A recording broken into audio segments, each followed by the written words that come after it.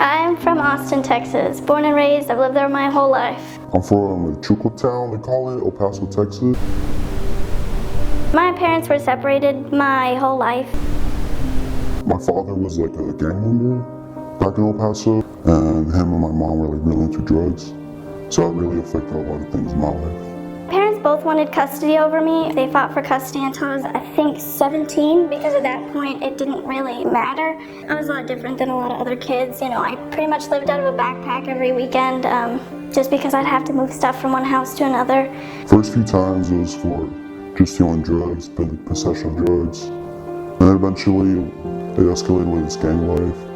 Aggravated assaults, theft, burglary, terroristic threats, whatever that means. So that wasn't very fun, and I got to celebrate 2 of every holiday, which I know a lot of people really like they think that's super cool, but for me it was more of like I wanted to be normal, and it kind of sucked because it was like, well, if I'm celebrating 2, that means I'm missing 1 with either family, so. When I was a kid, like endangering children, like stuff like that, like she would have to leave us alone and like go to work or something. So at some point I was like in the possession of like the state. So for me, that was like very difficult. But yeah, after that, we started like living with my grandparents.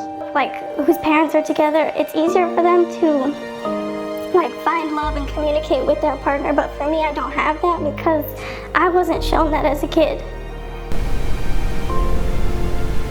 Occasionally, sorry. They did, but I never knew that it was real. Sometimes, yeah. I think it's really different because my parents used to fight about like who wants me. So for me, I never felt like a person. Like they were telling me I love you because they love me. They were telling me I love you because they wanted me to believe that they loved me. He did end up going like back in like a couple more years. He ended up getting back out like when I was like a sophomore in college, and I'm now a senior.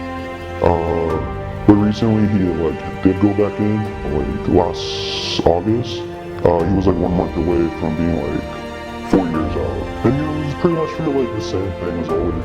I feel like they failed me in a way that they both grew up the same way. They both had separated parents, so for them they were like, I know what you're going through, and I'm sorry about it, but this is the way it is. So I know that they feel guilty about it, but I know that now there's nothing they can do about it. You know, I'm an adult now.